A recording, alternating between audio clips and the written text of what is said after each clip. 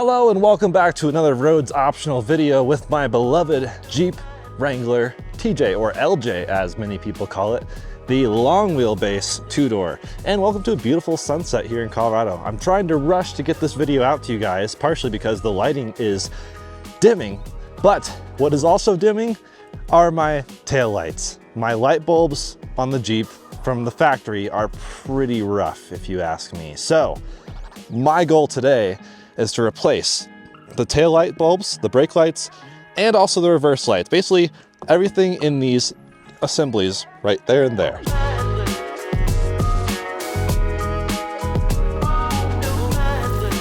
So I've partnered with Oxilam, which are these bulbs right here, and we are going to replace these. I'll show you how to do it, and I'll show you how to address just the really poor bulbs from the factory. Granted, LEDs weren't much of a thing back then, back in the actually 90s when this was really a Jeep. The TJ started in 97, and it wasn't even much of a step up from the YJ, which is like the 80s. So time to bring this Jeep up to the 21st century. So before we get into it, let's actually take a look here. I'm going to put the camera down right there and show you just what the lights actually look like. By default, it's pretty horrendous if you ask me. So you can barely tell they're even on. I mean, they are on, they're there, they're functioning bulbs, but let's actually take a look here. I'm gonna step on the brakes and throw it in reverse, and we'll see if we can tell that they're even functioning. So, hit the brake and hit the reverse. Yikes. Yeah, not too bad, but also just not ideal in any way. So before we get too far into it, let's actually unbox these things really quick. So opening up the packages, we have 1156 and 1157, which should be the rear brake and rear LED lights. Now the brake lights and tail lights are actually the same bulb. They just get brighter when the brake is pressed. So let's see what their bulbs look like. Here we go. Oxilam, auto accessories, LED light. By the way, all these links will be in the description below. And check that out. Two bulbs right there. Second package should be similar. In fact, they're almost the same exact size boxes and maybe the same bulb. I don't know. I'm really curious to get in there to see just how close these bulbs are. Here's a slightly different colored package. Looks like they're actually sourcing this from Oxilam, which is interesting. I've actually used Oxilam products in the past. So open this up and boom. These look to be like they might be red. So these will be the brake lights. These will be the reverse lights, which are white, and mum's the word. That's pretty easy. Simple packaging, effective packaging, two very similar, almost identical boxes. Now, as promised, part of this installation video will be the installation. I actually have these aftermarket covers on my lights, which protect them against, I guess, banging into something, which is nice. They have seen better days though, so I might actually replace these at some point. I don't even know how to get them off. So my hope is to get these screws out, get the cover off, and then access the bulbs through the grate without having to pull the grate off. That's my very strong hope. Right, so usually I start with what tools you need, and I totally forgot to grab the screwdriver. So let's just see if I can do this, which will be easier with two hands.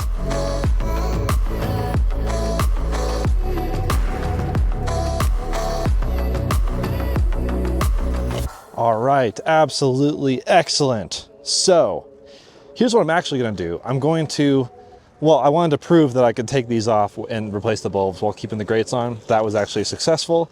The thing is, the screws were kind of hard to get around. I don't know who designed this grate, but they could have just moved it up or down just a tiny bit, and we could have gotten the screws out even easier. But good to know that I can access this easily, and that actually means I might be able to, when I put my reverse camera in, which will be a future video, I could actually tap into the reverse light through this box, I think. This is the actual reverse light power. So that's pretty cool. So what I'm gonna do is replace the bulbs on one side and then show you the difference side by side, which is always fun. So opening the lights here, we will just grab one from each package. And this is the reverse light, which is on the top.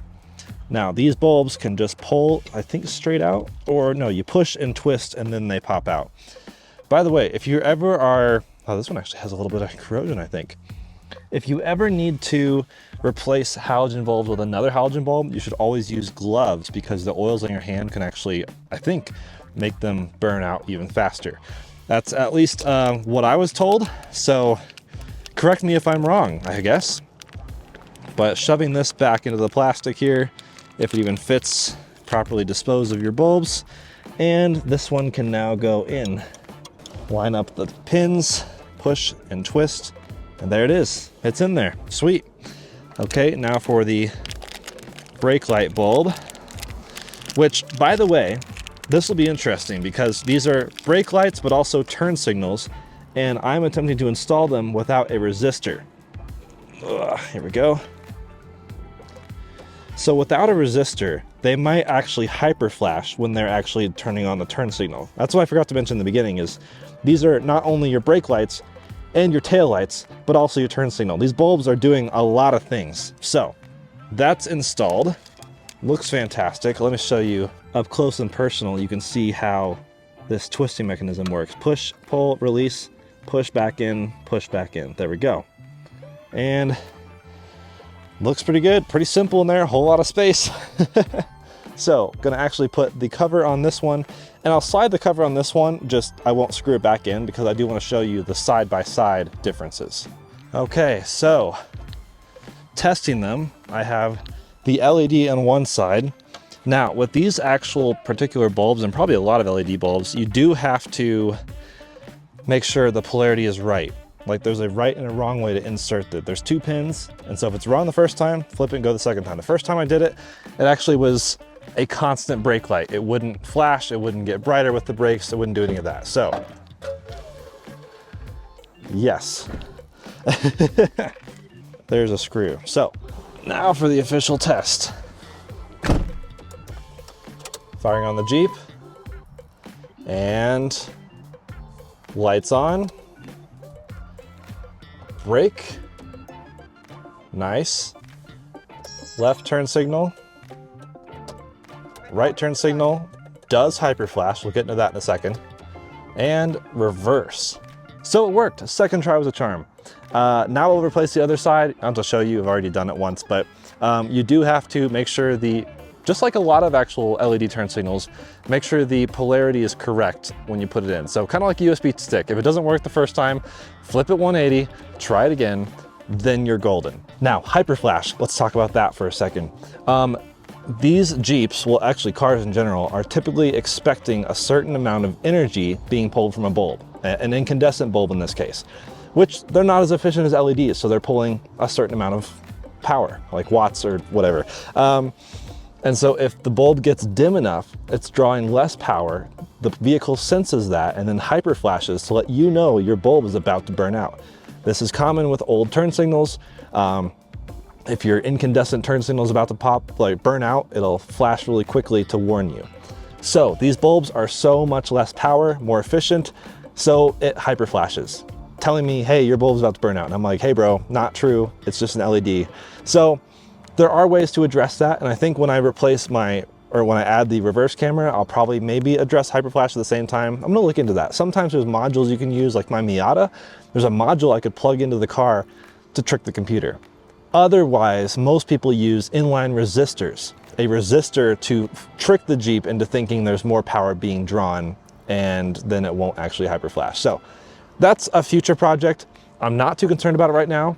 Hyperflashing just means more flashing, which means people are higher chance of seeing you, I guess. So it doesn't bother me. And then the reverse lights you saw, much more apparent. So I'm pretty thrilled with this. I'm gonna throw the other side on and then we'll wrap it up.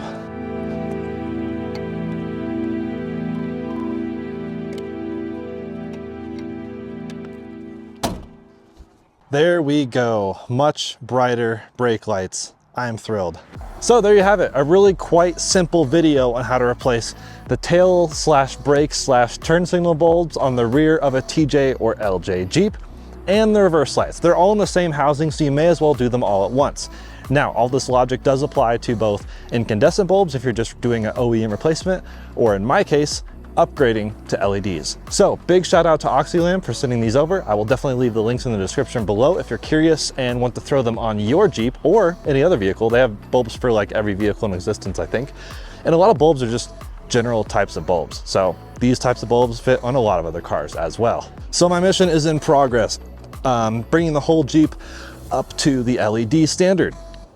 And we are making pretty close progress. We still have incandescent front turn signals, and the bulbs in the cabin are still incandescents. So definitely let me know if you want to see a video on me upgrading those. Honestly, I'll probably do it regardless, but hopefully I can show you guys a video.